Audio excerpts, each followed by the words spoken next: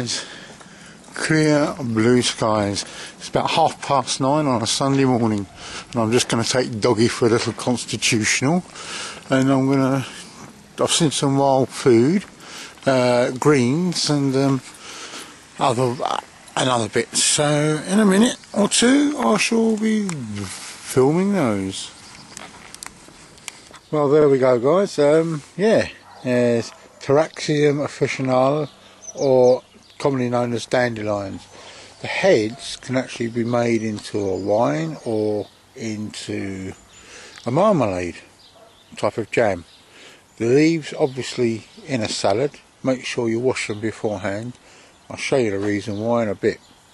And also the roots after they've flowered, and once the energy's gone back into the root, say late autumn, dig them up, and you can roast the root as a vegetable, or you cook the root out and then grind it up as an ersatz coffee. So I'm coming along, there's quite a lot here. And then we come to some daisies. The leaf of the daisy and occasionally flowers can be used in a salad. Not tried that yet. And there's a little dandelion clock. Anyway, shall move on. There's a nice hawthorn there. This is obviously a very urban environment when I'm taking Doggy for a walk. But it doesn't mean to say that you have to stop foraging for wild foods. Well, you will not find wild foods in the heart of the forest. Everything is normally on the edge. And it doesn't mean to say that you've got to go into the deep countryside either. There's such an abundance of food around here in one form or another. You would never live off what you could forage here, but it would make a lovely addition to a salad or a meal. Where I walk to work is a small piece of woodland where I can get ramsons at this time of the year. I might pick a few more to take up to the Lake District. In fact, I would assume that's why we have to wash all our food.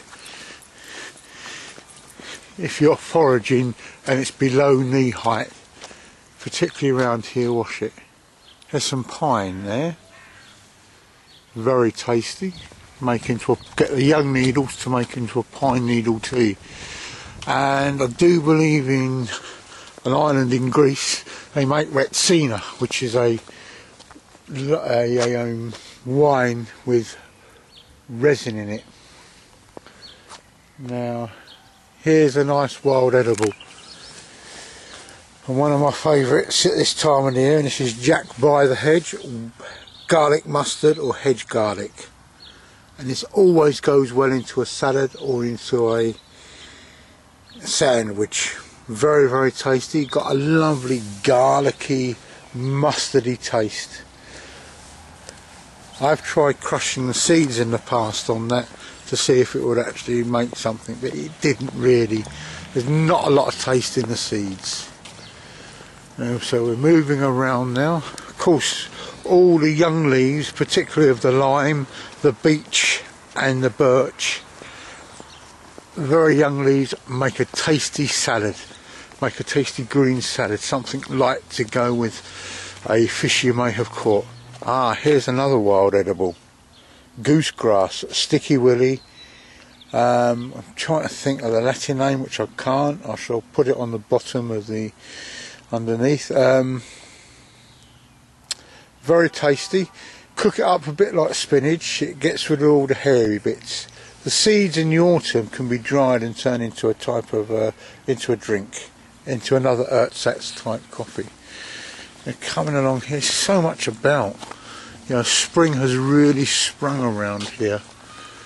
Except for, I think that's a poplar. It hasn't quite come into flower yet. The hawthorns are about. Yep. Wandering around here, there's some blackthorn there. There'll be a few sloes off of that this year, but not many. The place that I was going to pick sloes is being dug up. But if you can see that patch of yellow in the distance, that is lesser celandines. commonly known as a famine food. You can dig the roots up, preferably before the flowering, and it will give you a starch additive to your meal. Never actually ate these yet. Maybe that's something for the future to do.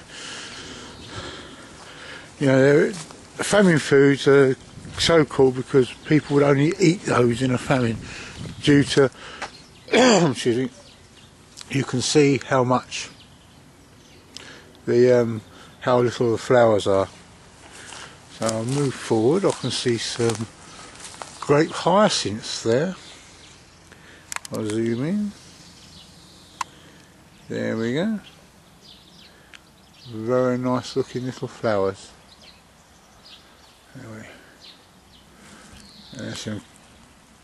Woo! Look at that lovely blackthorn bush. Absolutely gobsmackingly beautiful. And the flowers.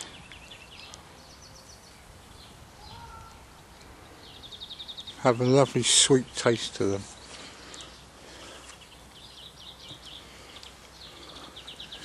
Some hazel here. Unfortunately these will not bear nuts.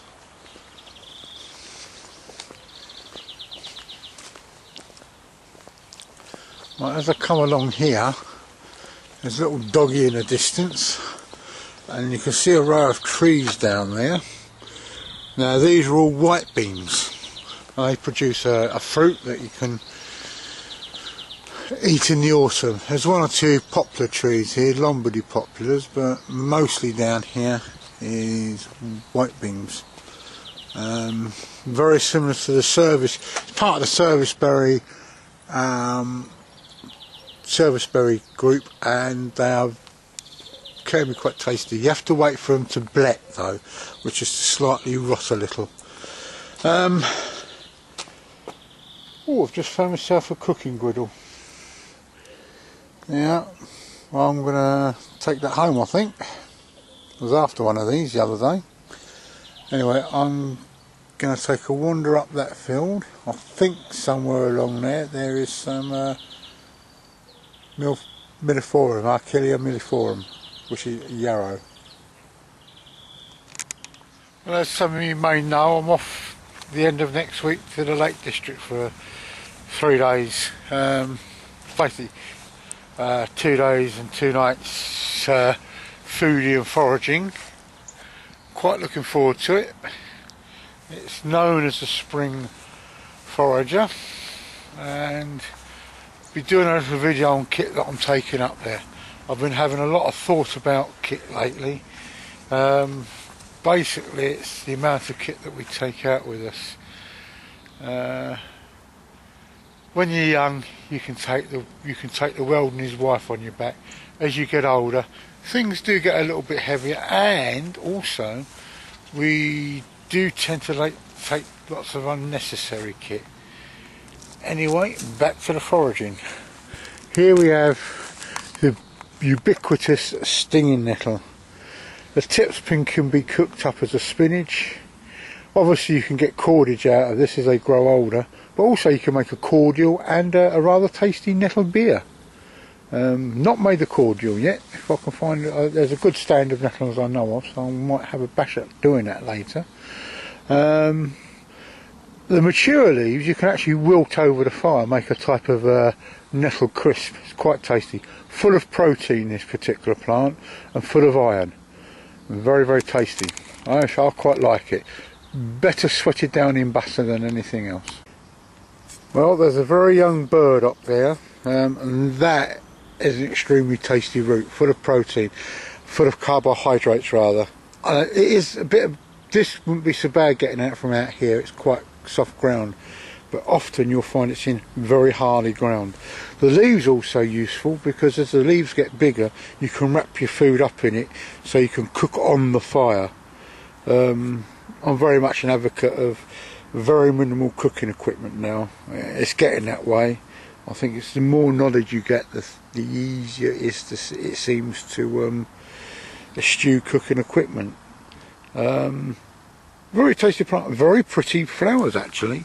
Lovely blue flowers it has. This will be its first year's growth, so the end of this year will be the optimum time to harvest this plant.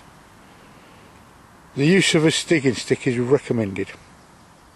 Right, the feathery leaves of yarrow. It adds quite an astringent taste to a salad. You can brew it up, make an infusion from it, and it warms the body.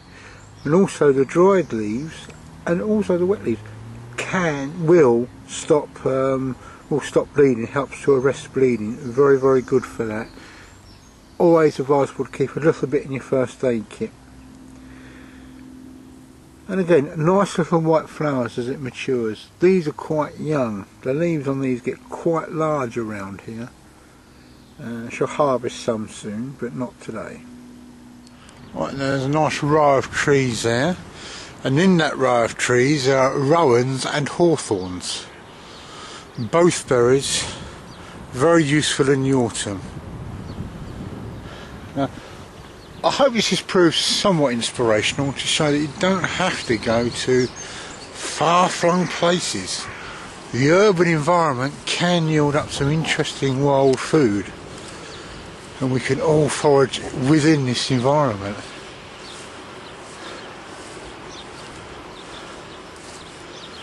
If you look in the distance there, right there, horse chestnut. Can't eat the horse chestnuts, but the leaves make a very good soap substitute. The same with mature birch leaves. They contain saponins, and I've used it, and it's actually very, very effective. Anyway guys, I'm going to sign off for now. Enjoy your day as I'm enjoying mine. It's a beautiful day, and as you can see, still not a cloud in the sky. What glorious spring weather.